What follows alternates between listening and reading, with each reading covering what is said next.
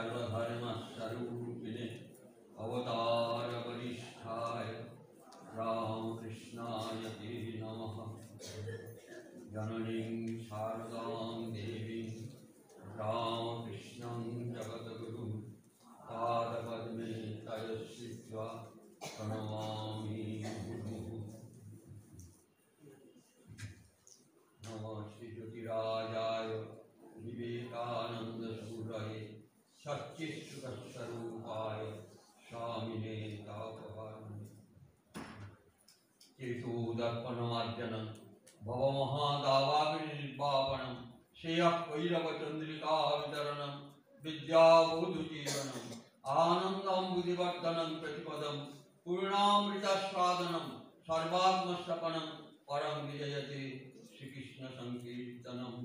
पञ्चतत्त्वात्मकं कृष्णं भक्तरूपस्वरूपकं भक्तावतारं भक्ताख्यं नमामि भक्तशक्तिकम्। परम श्रद्धाभाजन श्रीरामकृष्ण मठ मिशन तमलुक अध्यक्ष महाराज स्वामी श्रुतिसारानंद जी, परम पूज्यपाद स्वामी अनित्यानंद जी महाराज, परम पूज्यपाद स्वामी त्यागरूपानंद जी महाराज, परम पूज्यपाद स्वामी एकरूपानंद जी महाराज, परम पूज्यपाद ब्रह्मचारी योगीराज चैतन्य जी एवं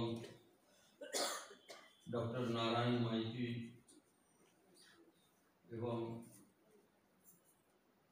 विशिष्ट शिक्षाव्रती परम भक्त सरोज कुमार जाना सुमहान अधिकारी समेत भक्तवृंद मातृवृंद भक्त सम्मेलन যারা এখানে উপস্থিত তাদের প্রত্যেককে আমার প্রণতি জ্ঞাপন করি। ভক্ত সম্মেলনের প্রথম কথাটি বলতে ইচ্ছে করছে, রামচন্দ্র দত্ত ঠাকুরের কাছে এসেছে, যাতায়াত করেন। ঠাকুর একদিন বললেন, ওরে রাম, তোর বাড়ি যাও। তখন তিনি শুনলেন, মাথা নাড়লেন, আর এসে ভাবছেন ঠাকুর আসবেন, তাহলে তো বহু ভক্ত এখানে আসবে, অন্তত 18 টাকা খরচ হবে। উনি এলেন তৎকালীন যুগে, নাও তো বলতে পারি না, ঠাকুর নিজে বললেন আসবেন, ব্যবস্থা করলেন সব, ঠাকুরও এলেন। বহু ভক্ত এসেছেন সেখানে সেই সম্মেলনে, এবং সেই সময়ে জাতি বর্ণ এগুলো খুব মান্যতা পেত। এক প্রকৃতির ব্রাহ্মণেরা বসতেন, অন্যান্যরা বসতেন। রামচন্দ্র দত্ত ঠাকুরকে বললেন, এটা কি করবো বলুন, কিন্তু বহুজনে আসছে, পৃথক পৃথক পঙ্ক্তি করতে হবে প্রসাদ পাওয়ার জন্য। সেই যুগে ঠাকুর দাঁড়িয়ে বললেন, ওরে রাম, এক পঙ্ক্তিতে সবাইকে বসা, ভক্তের কোনো জাত নেই। অন্য কোনো জাতি বর্ণ দিয়ে ভক্তকে বিচার করিস না। প্রথমে তার মনে হয়েছিল অন্ন প্রসাদ করবো কিনা, এই পাক করবে কি, এই সবার মধ্যে বিতরণ করবো কি করে। ঠাকুর সে সমাধান করে দিলেন, এবং ভক্তের কোনো জাত নেই। সে যুগে দাঁড়িয়ে ঠাকুর শ্রীমদ্ ভাগবতের ভেতরের কথাটা বলে দিলেন। আমরা জানি যে শ্রীমদ্ ভাগবতে সুখদেব মহারাজের কাছ থেকে আমরা পেলাম পরম্পরায়, ব্যাসদেব, আদিগুরু ব্যাসদেব, তারপর সুখদেব মহারাজ, তারপর সুতমুনি। সুতমুনির কোনো উচ্চ বর্ণে তিনি জন্মগ্রহণ করেছিলেন বলে কোনো প্রমাণ নেই, কিন্তু তিনি প্রবক্তা হলেন নৈমিষারণ্যে সমস্ত সবার মধ্য দিয়ে শ্রীমদ্ ভাগবত পরম্পরায় যা পেয়েছেন সেগুলো প্রচার করতে লাগলেন। সুতরাং মানুষের জীবনে মনটাই হচ্ছে বড় কথা। চক্ষু, কর্ণ, নাসিকা, জিহ্বা, ত্বক, বাক, পানি, পাদ, বায়ু, হস্ত, এই সমস্ত ইন্দ্রিয়গুলো দিয়ে আমাদের দেহ তৈরি, কিন্তু সর্বাপেক্ষা বিশুদ্ধ হওয়া চাই মন। ভগবান শ্রী রামকৃষ্ণ তার যে অবতরণ বলা আছে, রাম আদি অবতারে ক্রোধে নানা অস্ত্র ধরে এবে অস্ত্র না ধরিল, প্রাণে কারো না মারিল, চিত্ত শুদ্ধি করিল সভাকার। মহাপ্রভু শ্রী চৈতন্যদেব সম্পর্কে বলা আছে। ঠাকুর শ্রী রামকৃষ্ণদেব সম্পর্কে ঠিক তাই। তার আগমনের হেতু দুর্লভ এই মনুষ্য জন্ম। ৮০ লক্ষ কোটি সমস্ত ভ্রমণ করে টরে মনুষ্য জন্ম লাভ হয়, এবং সুদুর্লভ এই মনুষ্য জন্ম। এটা প্রত্যেকটি মানুষ যদি মনে রাখে এবং তার জন্ম থেকে মৃত্যু পর্যন্ত যে প্রবাহ, তাতে যদি বিশুদ্ধ হৃদয় বিশুদ্ধ মনের অধিকারী হয়, তাহলে তার ঈশ্বর লাভ হবে। এটা মূল কথা। শ্রীমদ্ ভাগবতের যে অবতরণ, আদিগুরু ব্যাসদেব তিনি বিষণ্ণ মনে বসে আছেন। দেবর্ষি নারদ এসে বললেন, কি ব্যাপার, তুমি এত বিষণ্ণ কেন? এত অষ্টাদশ পুরাণ পুরাণ এসব লিখেছো তুমি, এত বিষণ্ণ ভাব তোমার কেন? না, আমিও বুঝতে পারছি না, মন খুবই ভারাক্রান্ত, আনন্দ পাচ্ছি না। বলে, আনন্দটা পাবে কি করে? বিভিন্ন স্থান থেকে এক একজন বলেছেন বক্তা, কিন্তু সাক্ষাৎ ভগবান তার সম্পর্কে তো তুমি কিছু বলনি, তার জীবনী সম্পর্কে কিছু লেখনি। ভগবানের জীবনী তুমি শ্রবণ করো, আমি বলছি, এবং সেটা তুমি লিপিবদ্ধ করো। নারদ বললেন, মহর্ষি নারদ, দেবর্ষি নারদ বললেন, এবং ব্যাসদেব সেটা লিপিবদ্ধ করলেন। সেই সময় সুখদেব মহারাজ মাতৃগর্ভে ছিলেন। তিনি সমস্ত শুনলেন শ্রীমদ্ ভাগবতের আদি থেকে অন্ত পর্যন্ত। আর ভূমিষ্ঠ হতে চাননি। ভূমিষ্ঠ হলে মায়াবদ্ধ হয়ে যাব, ভগবান লাভ হবে না। যখন তার পিতৃদেব তাকে কথা দিলেন, তোমাকে সংসারে রাখবো না, ছেড়ে দেবো, তুমি আবির্ভূত হও, তখন সুখদেব মহারাজ আবির্ভূত হয়েছিলেন। এবং সে সময়ে যে ইতিহাস আমরা দেখি, মহারাজ পরীক্ষিত, ভগবান শ্রীকৃষ্ণ তার লীলা সংবরণ করেছেন, গোলকধামে চলে গেছেন। সে সময় অভিমন্যু পুত্র পরীক্ষিত, তিনি রাজা, তিনি বিগয়াতে বেরিয়েছেন ধনুতে তীর সংযোজন করে।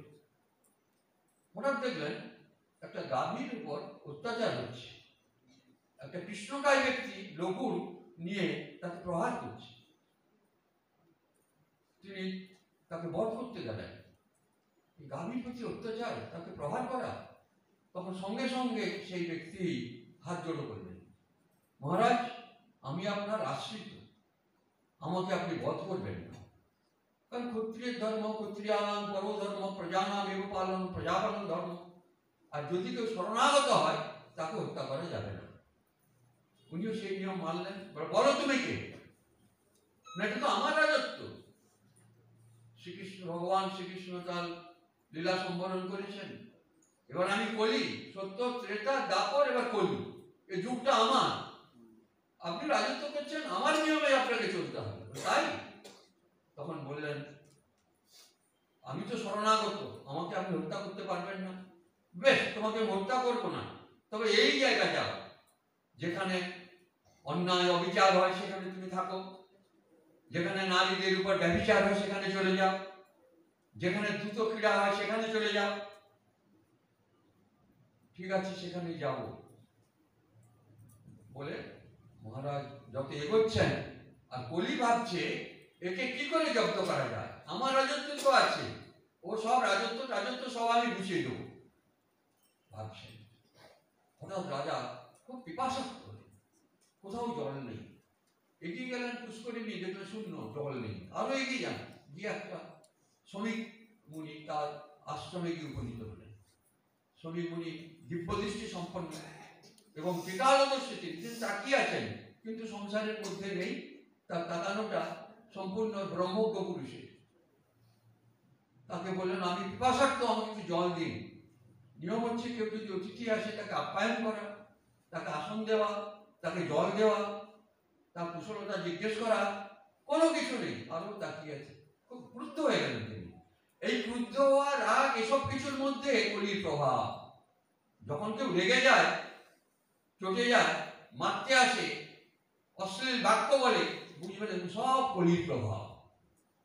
কলি সূক্ষ্ম বেশে তিনি ঢুকলেন রাজার মধ্যে। রাজা রেগে গেলেন প্রচন্ড ভাবে। কলি কি করলেন না, একটা মৃত সর্পের সৃষ্টি করলেন। রাজা কি করলেন, সেই সর্পটি ডেকে ধনুকে তুলে শ্রমিক ঋষির গলায় পরিয়ে দিলেন। ঋষি কিছু জানতেও পারলেন না।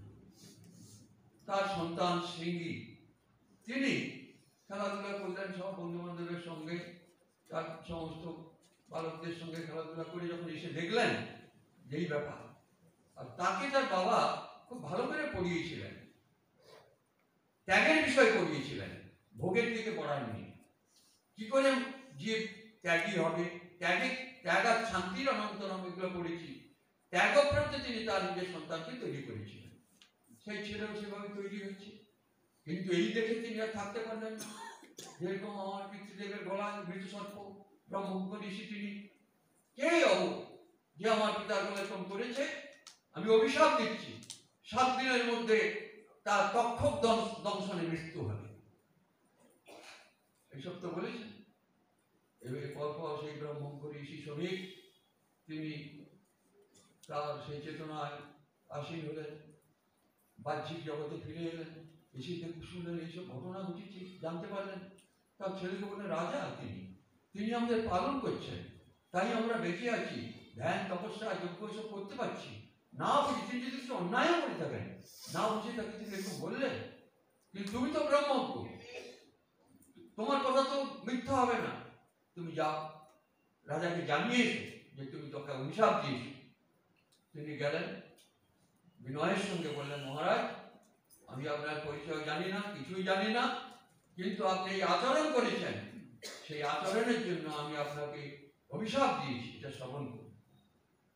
রাজা বললেন, তিনি অনুতপ্ত, বাড়িতে ফিরে এসে কেন আমি এটা করলাম, কেন এরকম করলাম, কিছু বুঝতে পারলেন না। কলিতা কাজ করে নিয়েছে এর মধ্যে, কি করা যায়। তখন তিনি নৈমিষারণ্যে সাধু সন্তদের ডাকলেন সবাইকে, যে আমি তো 7 দিন পর মারা যাব, আপনারা ভগবানের কথা আপনারা বলুন, আমি শুনতে পারবেন। বলেন, আমরা কেউ যোগ্য নেই, একমাত্র সুখদেব মহারাজ তিনি আসছেন, অপেক্ষা করুন, এখানে এসে পৌঁছবেন এবং এই হরিদ্বারে আপনাকে ভগবানের কথা তিনি বিশ্লেষণ করবেন। তখনকার দিনে সব মন্ত্রীদের মন্ত্রণা করবার জায়গা ছিল খুব উচ্চ স্তম্ভের উপর, যেখানে কোনো মানুষ যেতে পারত না। পাখিটাকে শুনে আবার বলে দিবে, কোনো পাখিও সেখানে উঠতে পারত না, এত উঁচুতে, সকলের অরম্য। সেই স্থানে সুখদেব মহারাজ তিনি পরীক্ষিত মহারাজকে শ্রীমদ্ ভাগবত ভগবানের কথা, যা তার পিতৃমুখে তিনি শ্রবণ করেছিলেন মাতৃগর্ভে, তিনি পরপর বলতে লাগলেন। এইবারে তাহলে দেখুন, শ্রীমদ্ ভগবত গীতায় আমরা কি দেখলাম? শোক দিয়ে আরম্ভ, অসচ্চান্ন শৌচস্তম প্রজ্ঞাবাদাংশ ভাষসে গতাসুনগতাসুশ্চ নানু শৌচন্তি পণ্ডিতা। শোক দিয়ে সেখানে শুরু, আর শেষটা শুরু করলেন কি? সর্বধর্মান পরিত্যজ্য মামেকং শরণং ব্রজ অহং ত্বাং সর্বপাপেভ্যো মোক্ষয়িষ্যামি মা শুচি। শোক দিয়ে আরম্ভ, আবার শোকের নিবারণ, এবং সবটা শ্রবণ করে ভগবানের পরম ভক্ত প্রিয় সখা অর্জুন তিনি শিষ্যস্তেয়ং সাধিমান্তাং প্রপন্নম, আত্মসমর্পণ করলেন ভগবানের কাছে। তার শেষ মোহ নষ্ট, মোহ স্মৃতির লব্ধা, সব বললেন, অনেক কথা বললেন তিনি। উপনিষদ, বেদের সার উপনিষদ, আর উপনিষদের সার শ্রীমদ্ ভগবত গীতা। তাই শ্রীমদ্ ভগবত গীতা যদি সূত্র হয়, আর শ্রীমদ্ ভাগবত হচ্ছে তার ভাষ্য। সুতরাং সেই ভাগবত শ্রবণ না করলে ভগবানের লীলা কাহিনী আমরা সম্যক রূপে জানতে পারতাম না। এবং সেই শ্রীমদ্ ভাগবতের বহু কথা, শ্রী কথাম রামকৃষ্ণ কথামৃততে দেখবেন ঠাকুরের মুখ দিয়ে সে কথাগুলি বেরোচ্ছে, ভাগবতের কথা। তিনি সম্বিত হারাতেন ভাগবতের কথা বললেন। আর সেই নবদুর্বাদল শ্যাম যেমন তার কাছে উপস্থিত হতেন, আর মহাপ্রভু শ্রী চৈতন্য নিত্যানন্দ সমেত তাকে ঘিরে কীর্তন আরম্ভ করতেন মহারাসের মতো। এসব আমরা পড়ে জানতে পারি যে সাধক নজরুল ইসলাম তিনি লিখেছিলেন, শ্যামা মায়ের কোলে বসে যোগ্য সদা শ্যামের নাম, মা যে আমার মন্ত্রগুরু, ঠাকুর আমার রাধেশ্যাম।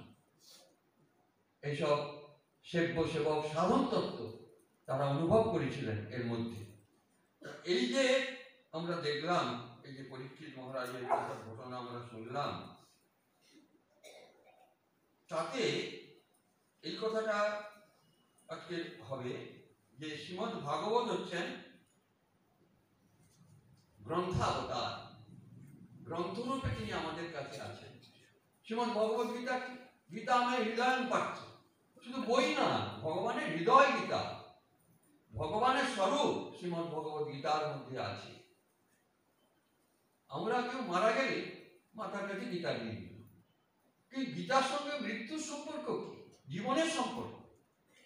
তোমার জন্ম থেকে মৃত্যু পর্যন্ত এই ধাপে ধাপে তুমি কি কাজ করবে, কিভাবে তুমি তোমার মধ্যে যে পশুত্ব আছে সেই পশুত্ব মুক্ত হবে, মনুষ্যত্ব লাভ করবে, তবে তো তুমি দেবতা হবে, দেবত্বে উন্নীত হবে তোমরা।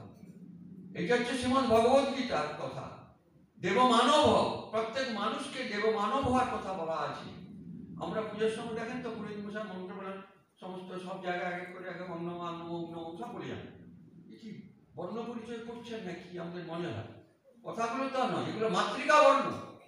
আমাদের ব্রহ্মোত্তর রন্ধন থেকে বৃদ্ধ পাদাঙ্গুষ্ঠ পর্যন্ত সমস্ত বর্ণগুলি সাজানো আছে। আমরা ভুলে গেছি আমাদের স্বরূপ। মহিষাসুর স্বর্গরাজ্য আক্রমণ করেছি, মহিষাসুরকে হটে যেতে হবে। এই যে ন্যাসগুলো আমরা করি তার মূল কথা সব হটিয়ে দেওয়া, অর্থাৎ আমার স্বরূপ, আমরা দেবমানব, কিন্তু আমরা ভুলে গেছি। আমাদের অঙ্গ প্রত্যঙ্গে দেবতা আছেন, তাদের স্বরূপটা আমরা ভুলে গেছি। সব পাপের দ্বারা সব আমরা সারা শরীরকে ভরে দিয়েছি। তাই এগুলোকে দূরীকরণ করা দরকার। মন্ত্রের দ্বারা শরীরকে শুদ্ধ করা হবে। দেবভূত দেবং যজেত, দেবতা না হয়ে দেবতা পূজা করা যায় না। সাধক যখন পূজা করতে বসলেন, ওম জটাযুত সমাযুক্তম অর্ধেন্দুকৃত, সেই করা বলে ধ্যান করলেন। কার প্রতিষ্ঠা? তার মধ্যে যে প্রাণ রূপে তিনি আছেন, সেই প্রাণ তার প্রতিষ্ঠিত হয়েছে, তবে গিয়ে ঘটে বটে প্রতিমায় তিনি প্রাণ প্রতিষ্ঠা করতে পারেন। তাই তন্ত্র সেখানে বলছেন, অর্চকস্য তপোযোগাৎ অর্চনস্বাতি সায়না আবিরূপাচ্য বিম্বানাং দেব সান্নিধ্যম ইচ্ছতি।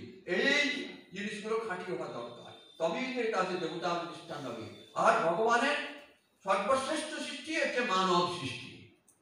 এই মানুষের দ্বারা ভক্ত ভগবান, তোমায় রইলে ত্রিভুবনেশ্বর, আমার প্রেম হতো যে মিছে।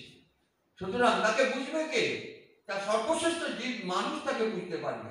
সেইভাবে মানুষের আকৃতি তৈরি করা, ভগবান তার মতো করে মানুষকে তৈরি করেছেন। আমরা সেই স্বরূপ ভুলে গেছি। সেই স্বরূপে প্রতিষ্ঠার জন্য শ্রীমদ্ ভগবত গীতা এবং শ্রীমদ্ ভাগবত আমাদের শিক্ষা দিচ্ছেন।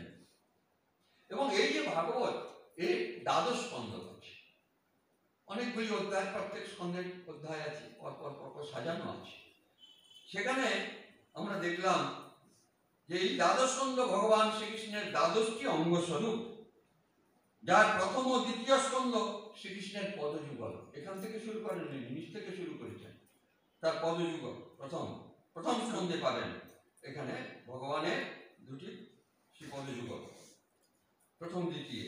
তৃতীয় চতুর্থে শ্রীকৃষ্ণের উরু, পঞ্চম নাভিদেশ, ষষ্ঠ বক্ষস্থল, সপ্তম ও অষ্টম এটা দুটি বাহু, নবম কণ্ঠদেশ, আর দশম শ্রীকৃষ্ণের প্রফুল্ল মুখপদ্ম স্বরূপ দশম স্কন্ধ। আর একাদশ হচ্ছে ললাটদেশ, আর দ্বাদশ হচ্ছে মস্তক। তাকে প্রথম প্রণাম জানানো হচ্ছে। পাদৌ যদিও প্রথম দ্বিতীয় তৃতীয় যৌ কথিত যদুরু নাভিষ্টতা পঞ্চমৈব ষষ্ঠ ভুজান্তরম দৌর্যুগলং তথান্নৌ কণ্ঠস্থু রাজন নবমো যদিও মুখারবিন্দম দশমা প্রফুল্লম একাদশো যস্য ললাটপট্টং শিরোপিতু দ্বাদশ এব ভাতি তমাদি দেবং করুণানিধানং তমালবর্ণং সুইতাবতারং অপার সংসার সমুদ্র সেতু ভজামহে ভাগবতস্য রূপম। সুতরাং এই যে ভাগবত, এই ভাগবতে ভগবানের সমস্ত লীলা কাহিনীগুলো পরপর তার আবির্ভাব থেকে আরম্ভ করে একেবারে ব্যাস যখন তাকে তীরবিদ্ধ করলেন দ্বারকায়, সেই লীলা পর্যন্ত সব কথাগুলি পরপর পরপর বলা আছে।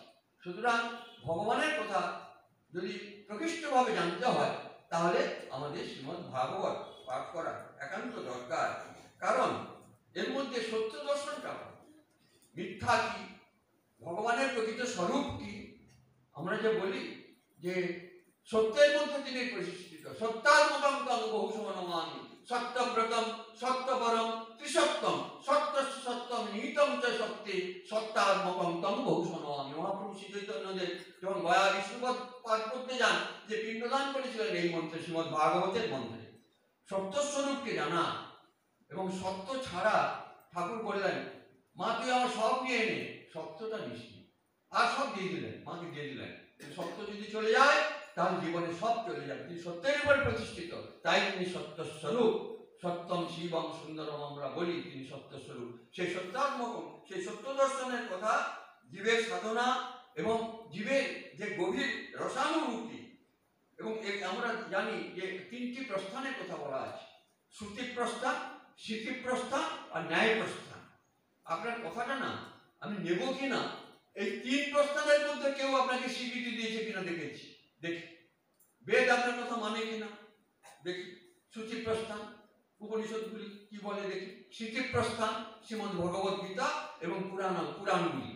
আর ন্যায় প্রস্থান হচ্ছে বেদান্ত দর্শন, অর্থাৎ ব্রহ্ম জিজ্ঞাসা, জন্মাদ্যস্য যত, শাস্ত্রজনিত তত্ত্ব সমন্বয়, ব্রহ্মসূত্র। এই নিয়ে কর্মকাণ্ড এবং জ্ঞানকাণ্ড, অনেক পূজা অর্চনা, অনেক কিছু করলেন। এবং এই বেদান্ত পাঠের যে অধিকারী বলতে গিয়ে বললেন, অধিকারী তো বিধিবদ অধীত বেদ বেদান্ত তেন আপাতত অধিকতা জন্মান্তরে বা কাম্য নিষিদ্ধ বর্জন পুরস্কার নিত্য নৈমিত্তিক প্রায়শ্চিত্তানুষ্ঠানে নির্গত নিখিল কর্মসদা সাধন চতুষ্টয় প্রমাতা। এই সাধন চতুষ্টয় কথা এগুলো করলে সবগুলো অধিকারী হবে। এই শ্রীমদ্ ভাগবত পাঠের অধিকারী হতে গেলে এইগুলি সব লাগবে। বিশুদ্ধ হৃদয় হতে হবে, সত্য আচরণ করতে হবে, কথা এবং কাজের মধ্যে যেন ফাঁকি না থাকে, নিজের স্বরূপে অবস্থিতি লাভ করতে হবে, তবে গিয়ে তুমি এই ভাগবত পাঠের তুমি অধিকারী হবে। এবং এই শ্রুতি প্রস্থান, স্মৃতি প্রস্থান এবং ন্যায় প্রস্থান, আর মহাপ্রভু শ্রী চৈতন্যদেব আরো একটি কথা আমাদের দিক নির্ণয় করলেন যে সবই আছে রসপ্রস্থান, অর্থাৎ তিনি রসময়, রসের কথা আমাদের জানতে হবে। রস বৈশ রস জীবায়ন লব্ধা আনন্দী ভবতী, তিনি রসস্বরূপ, তিনি এক এবং অদ্বিতীয়। তার লীলা প্রকাশের জন্য তিনি তাকে বহুভাবে প্রকাশ করলেন। বেশ, তাহলে কি হলো? প্রকৃতির সৃষ্টি হলো, পুরুষের সৃষ্টি হলো। তসমাৎ বা এতস্মাৎ আকাশ সম্ভূত আকাশাৎ বায়ু, বায়ু অগ্নি অগ্নের আপ অর্ভ পৃথিবী সেদজ অন্ডজ জরায়ুজ, এই সমস্ত প্রাণীবর্গের সৃষ্টি হলো। তারপরে তিনি ইচ্ছা করলেন আমি তো নিজেকে বহুভাবে প্রকাশিত করলাম, আমার সমস্ত বস্তুর মধ্যে আমি অনুষ্ঠিত হব। কিরকম না, সূত্রে মণিগণ আইব, বিভিন্ন ফুলের, বিভিন্ন রঙের ফুলের আমরা মালা গাঁথি, কাকে কি কার অবলম্বন না সূত্র, তা প্রত্যেকটির মধ্যে সেই সূত্র আছে বলে সেটা মালা হয়, তিনি তৈরি করলেন। মানে একস্যান বহু, আমি বহুভাবে নিজেকে প্রকাশিত করলাম। আমরা এত কথা বললাম, আর মা সারদা কি বললেন? তিনি সব হয়েছে। বেদান্তের সার কথাটা মা বলে দিলেন, তিনি সব হয়েছেন, সকলের মধ্যে তিনি আছেন। উপনিষদ কি বলছেন? যো দেব অগ্ন য অপসু য বিশ্বং ভুবনম আবিবেশ য ঔষধিষু য বনস্পতিষু তস্मै দেবায় নমো নমঃ। মানে সবকে কভার করে দিলেন, সেই দেবতাকে আমি প্রণাম করি। কবি কি বললেন? আছো অনল নীলে চিরনব নীলে ভূধর সলিল গহনে, আছো বিকপিলতায় জলদের গায়ে শশীতারকায় তপনে, আমি নয়নে বসন বাঁধিয়া বসে আধারে মলিন কাঁদিয়া বসি না, দেখি নাই কিছু বুঝি নাই কিছু, তাহলে দেখা হচ্ছে আমরা নয়নে পট্টি বাঁধা আছে, আমরা দেখি না, অন্ধকারাচ্ছন্ন, অজ্ঞান অন্ধকারে আমরা আচ্ছন্ন হয়ে আছি। এই অজ্ঞান অন্ধকার থেকে যদি মুক্ত হতে চাই, শ্রীমদ্ ভাগবতের আশ্রয় আমাদের নিতে হবে। এই আর কি আছে না, আমরা দেখছি যে প্রথম যখন আরম্ভ করলেন সেখানে ওম নমো ভগবতে বাসুদেবায়। বাসুদেব পিতা পুত্রের সম্পর্কটা অস্বীকার করলেন না, বসুদেব সুত বাসুদেব, ব্যাসদেব লিখলেন ওম নমো ভগবতে বাসুদেবায়। আমরা জানি তমেব মাতা চ পিতা তমেব তমেব বন্ধুশ্চ সখা তমেব তমেব বিদ্যা দ্রবিণং তমেব তমেব সর্বং মম দেব দেব। এখানে আসলে পিতা পুত্রের সম্পর্কটা পরম্পরাটা রেখে দিলেন ভগবানের ক্ষেত্রে। কারণ যে নরবপু তাহার সহায়, এই মানুষের দেহ নিয়ে তিনি এসেছেন। আর যখন আবির্ভূত হন তখন তো জ্যোতিষ্ক স্বরূপ বসুদেব দেখলেন আলো, আলোয় আলোময়, তার মধ্য থেকে চতুর্ভুজ নারায়ণ মূর্তির আবির্ভাব। কথা দিয়েছিলেন তোমার পুত্র হয়ে জন্মাও। পাছে বসুদেবের সংশয় হয় ভগবান নিজে এসছেন আমার আগে আগে জন্মে যে তবে এসছেন, তিনি নিজে এসছেন আমার কাছে, সেটা দেখানোর জন্য চতুর্ভুজ। তারপরে দ্বিভুজ রূপ ধারণ করলেন তিনি, সেটা ঘটনা আপনারা জানেন। এবং এই যে শ্রীমদ্ ভাগবত, আমি মনে করি যে আমাদের সব মীমাংসাগুলি এখানে করা আছে। কিরকম? শাক্ত বৈষ্ণবের পার্থক্য দেখি আমরা। কে তাকে, যারা অজ্ঞ বলবো, এ তাকে দেখে না, সে ওকে দেখে না, কেউ কাউকে সহ্য করতে পারে না। কিন্তু শ্রীমদ্ ভাগবত তার মীমাংসা করে দিলেন। যখন কংস সেই নন্দগৃহ থেকে সেই যশোদা গর্ভসম্ভূতা মাকে নিয়ে এলেন, নিয়ে এসে আছাড় দিলেন, তখন পদাঘাত করে, তার মস্তকে পদাঘাত করে দেবী মূর্তির আবির্ভাব হলো। আমরা দুর্গা পূজা করি তো, ওখানে তো মা দুর্গাকে আমরা দেখলাম। তিনি দুর্গা মূর্তি ধারণ করলেন, করে তাকে আঘাত করলেন। শ্রীমদ্ ভাগবতে পাবেন তার জন্ম কাহিনীকে। এবারে কি হলো? হওয়ার পরে বিশ্বনাথ চক্রবর্তী তিনি টিকাকার, তিনি বলছেন, ভগবান বলছেন দেখো, মদ অবতারত্বেন তদ অবতারত্বেন মদভোক্তা তদ্ভোক্তাশ্চ কেচিৎ বৈষ্ণবা কেচিৎ শাক্তা এব ভবিষ্যৎ। আমার মূর্তি, দিব্য মূর্তি ধারণ করে এসেছি, আমার যারা ফলোয়ার্স হবে তারা সব বৈষ্ণব। আর তুমি যে মাতৃমূর্তি ধারণ করে এসেছো, তোমার যারা অনুগামী হবে তারা হবে শাক্ত। তাহলে মূলত এক, নারী তো সৃষ্টি, পুরুষ প্রকৃতি দুই মূর্তিতে তিনি আবির্ভূত হলেন। সুতরাং এইসব মীমাংসা শ্রীমদ্ ভাগবতে পাবেন, সেখানে দেখবেন। তাহলে আমাদের মনের মধ্যে কোনো দ্বিধা থাকবে না। এবং রাসোৎসবে দেখুন, রাসোৎসব বলার অধিকারী আমরা নই। এই সাধু সন্ন্যাসীরা এনেই রাসোৎসব বলতে পারে। কেন না? আমাদের বাস্তব চিন্তা, বাস্তব বুদ্ধি, পুরুষ প্রকৃতি ভেদ বুদ্ধি আছে। এর শরীর একরকম, তার শরীর একরকম, ভোগ দৃষ্টি আছে। কিন্তু সাধু সন্ন্যাসীদের সে দৃষ্টি নেই। তারা সেই শাশ্বত পুরুষের চিন্তা করেন। সব মূর্তিতে তিনি আছেন, সব বিগ্রহে তিনি আছেন, সব মানব মূর্তিতে তাদের অধিষ্ঠান, এই চিন্তা তাদের। তাই তাদের কোনো কামজ ভাব বা আমাদের সাধারণ গৃহস্থ মানুষের যে ভাবগুলো তাদের মধ্যে, সেগুলো প্রবেশ করে না। তারাই প্রকৃত শ্রীমদ্ ভাগবতে ওই রাস পঞ্চাধ্যায়ী বলার অধিকারী, আমরা কেউ নেই। কারণ যদি আমরা ওইভাবে ব্যাখ্যা করতে চাই, তাহলে আমাদের মনের মধ্যে অনেকগুলো বিকৃতি এসে যাবে। সে বিকৃতি ভাব আমাদের মনের মধ্যে আসবে। তাই এই যে পরমার্থ প্রসঙ্গ শ্রীমদ্ ভাগবতে এবং যে রাস পঞ্চাধ্যায়ী, এর ব্যাখ্যা যদি শুনতে হয় সাধু সন্ন্যাসীর কাছ থেকে আমাদের শোনা দরকার। এবং তিনি যে আরম্ভ করলেন, দেখুন বেদান্ত থেকে আরম্ভ করলেন। আমরা আবার জন্মাদ্যস্য যত আমরা পড়েছি, অকাত ব্রহ্ম জিজ্ঞাসা জন্ম, ঠিক সেখান থেকে আরম্ভ করলেন।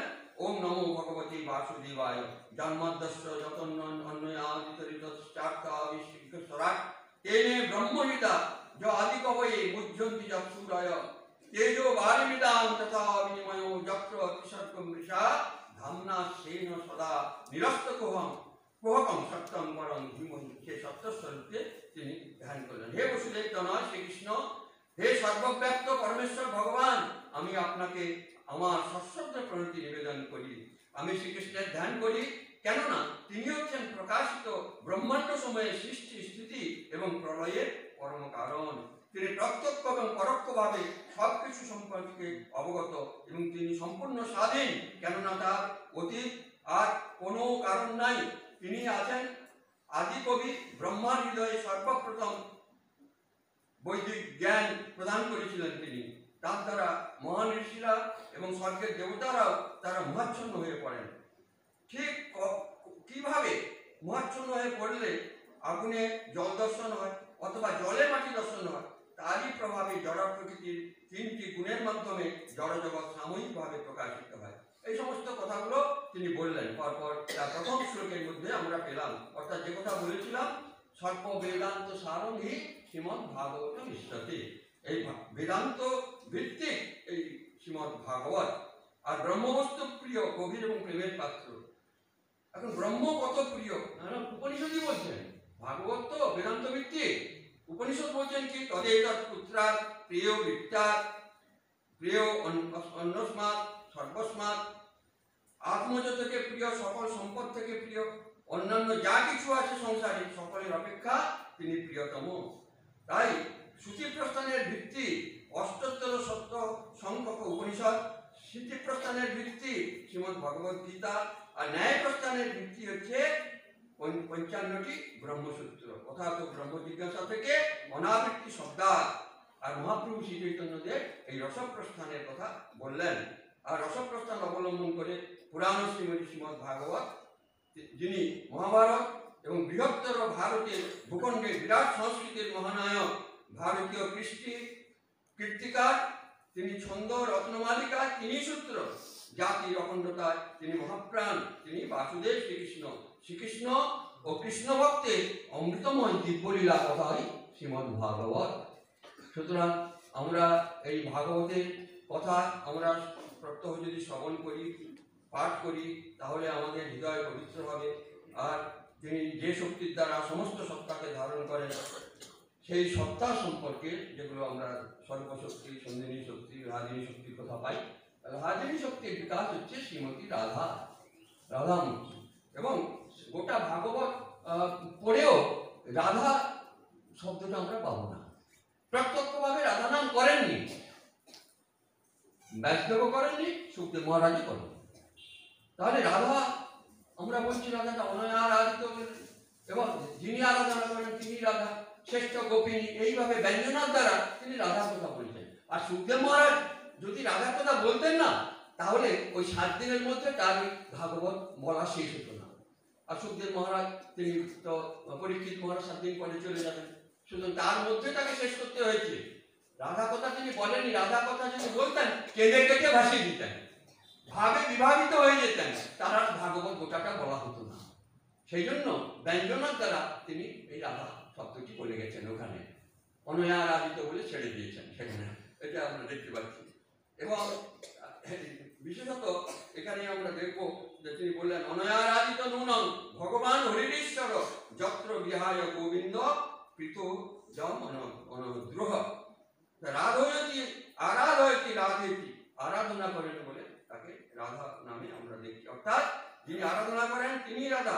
এভাবে সরস ব্যঞ্জনা বৃত্তিতে কৌশলে সুখদেব মহারাজ শ্রী রাধা নাম ব্যক্ত করেছেন।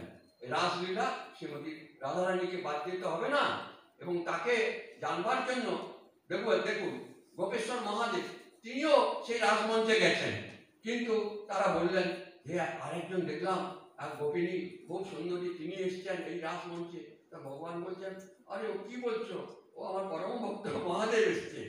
তা মহাদেবও গিয়েছিলেন সেই রাজ দেখতে, কিন্তু তাকে অপেক্ষা করে যেতে হলো গোপেশ্বর মহাদেব রূপে বৃন্দাবনে দেখবেন।